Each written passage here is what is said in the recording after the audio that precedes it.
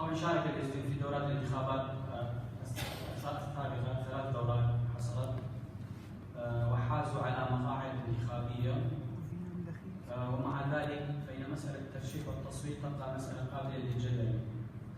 وعليه فإن هذه الورقة تهدف وتحاول تقديم تصور حول المشاركة اليزيدية والسلوك الانتخابي وآليات انتخاب المرشحين اليزيديين وكيفية التأثير على الناخب اليزيدي في عملية التصويت. طبعا ومدى أهمية تمثيل الأقلية اليزيدية في البرلمان، هل هم يمثلون كيزيديين في البرلمان أو يمثلون الأحزاب الذين يتم ترشيحهم. محاور هذه الورقة تتضمن 3 محاور أساسية مع نتائج. أولاً الخارطة السياسية للأقلية اليزيدية في العراق. طبعاً لم يكن للأحزاب لم يكن لليزيديين أي أحزاب سياسية قبل 2003 بحكم النظام في العراق لم يسمح بتواجد أحزاب سياسية أو تنظيمات سياسية. وفي المنطقة الكردية أيضاً لم يسمح بتشكيل أحزاب سياسية خاصة باليزيديين باعتبارهم أقلية، لأن الأحزاب الكردية اعتبرتهم من الإثنية الكردية أو من القومية الكردية، وبالتالي ليس هناك ضرورة لتأسيس أحزاب سياسية، بينما في نفس الوقت كانت هناك عدة أحزاب دينية إسلامية في كردستان ناشطة، وهي لحد اليوم أحزاب ناشطة في الساحة. بعد 2003 طبعا الصورة اليزيدي في الصورة النمط، يعني هو في موضع صورة نمطية في عند المجتمع العراقي بشكل عام وعند المجتمع الكردي أيضا. في مؤتمر لندن قبل 2003 وبعد 2003 حاول اليزيديون المشاركة في هذه المؤتمرات أقلية يعني يكون له صوت، لكن بالاعتماد على الإشاعات ومثلا مشاركة اليزيديين في انتفاضة عام 91 في الشمال وفي الجنوب، اتهم اليزيديين بهذه الاتهام، لكنه مردود عليه علميا بأن هذا الأمر غير صحيح، لكن وضع في صورة نمطية بأن اليزيديين كانوا جزء من النظام السابق. طبعا عددهم قليل جدا، لا يمكن اعتبارهم عامل او مؤثر، يمكن ان يكون حتى لم يكن يسمح لليزيديين ان يكون ضابطا مهما او يدخل في كليه عسكريه مهمه. الاحزاب السياسيه التي تاسست بعد 2003 هي على صنفين، احزاب تدعي بانها قوميه يزيديه. احد الزملاء اظهر رقم من محمود واتصل بمجموعه من الاشخاص وكلم بانهم من القوميه اليزيديه، طبعا هذا الامر موجود. الحركه اليزيديه من اجل الاصلاح والتقدم مقرها سنجار. طبعا اليزيديين يقطنون في منطقتين رئيسيتين في مناطق متنازع عليها، اقليم سنجار او منطقه سنجار ومنطقه شيخان، والتي يسميها اليزيديون ولاتين. الحركه اليزيديه وحزب التقدم اليزيدي مقرهم سنجار وينتهجون ايديولوجيا تعتبر اليزيديه هي دين وقوميه مستقله منفصله عن القوميات العربيه والكرديه. وهناك احزاب اخرى تاسست مثل التجمع الديمقراطي اليزيدي الذي اعلن في مدينه هانوفر وشارك في الانتخابات عام 2010، لكنه لم يحرز اي مقاعد انتخابيه. وهناك الحركه الديمقراطيه اليزيديه الحره تسمى كبدا تؤسست في الموصل، وهي تنتهج ايديولوجيه حزب العمال الكردستاني. وحزب اخر تؤسس بعد غزوه داعش لسنجار يسمى الحزب الديمقراطي اليزيدي، وهو مقرب من الاتحاد الوطني الكردستاني.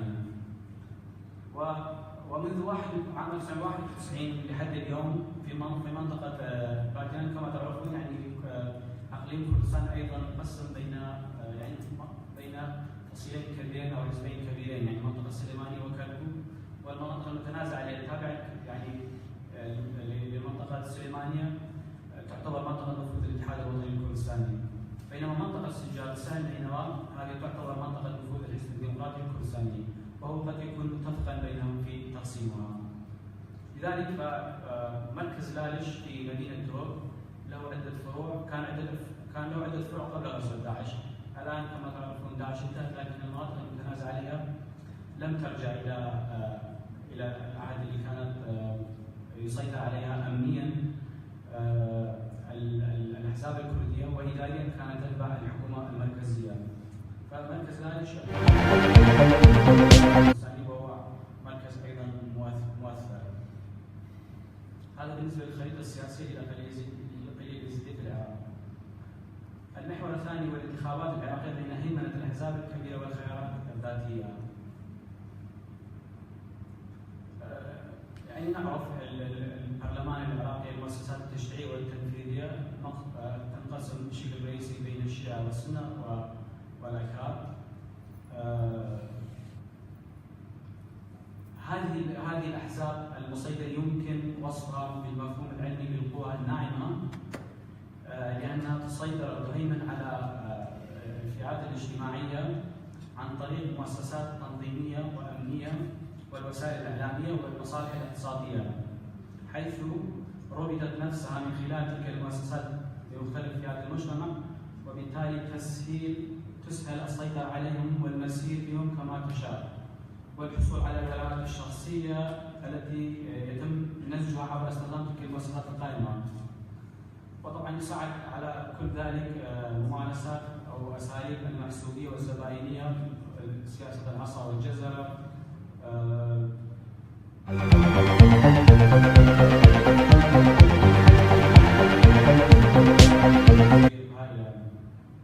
حسب مناطق النفوذ.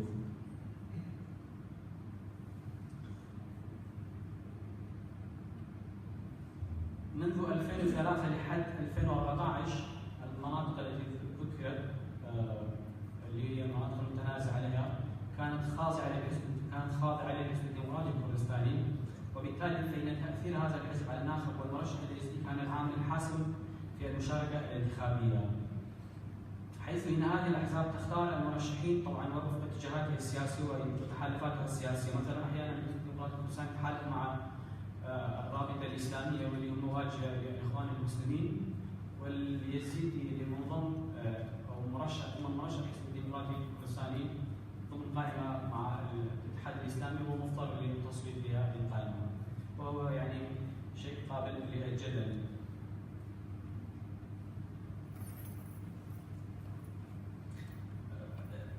في معظم الانتخابات التي حدثت لم يتم مراعاة مصالح اليزيدية كأقلية، بينما تم ترشيح معظم المرشحين حتى وإنهم بعض منهم لا يحملون شهادات أو كفاءات قد يؤهلوا لكي يكونوا ممثلا في البرلمان. ومعظم الذين فازوا كانوا يعني يعتبرون ممثلين لأحزابهم.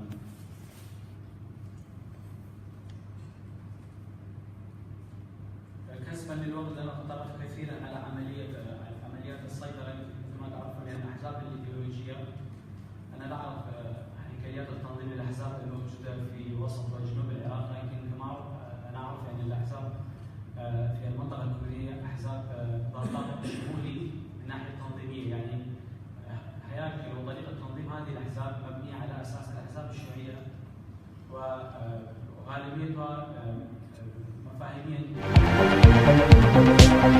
لكنها تمارس العمليه الديمقراطيه بشكل او باخر، لان لديهم تنظيمات في داخل المجتمع، رابطات معلمين، رابطات نسويه، كل الاحزاب الموجوده، خاصه الحزبين الكبيرين.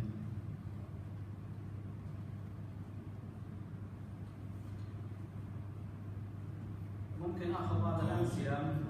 طبعا كل ذلك كل ما جاء لحد عام 2014 ادت الى تشتت المجتمع اليزيدي بشكل كبير في ولاءات بين هذه الاحزاب، وبالتالي فقد التماسك التي كانت موجوده قبل عام 91. يعني مثل ما هو معروف اليزيديين عندهم مؤسسه اميريه، لديهم امير ومرجع اعلى، فهم يعني يمكن ان نقول كانوا يتم التشاور معهم في مسائل تتعلق بالاقليه اليزيديه، لكن شيئا فشيئا التماسك الاجتماعي بدا ينهار، ولا سيما بعد 2014 غزوه داعش يمكن ان نقول بان هذا المجتمع انهار تماما رغم وجود احزاب تدعي بانها تمثل في جانبين.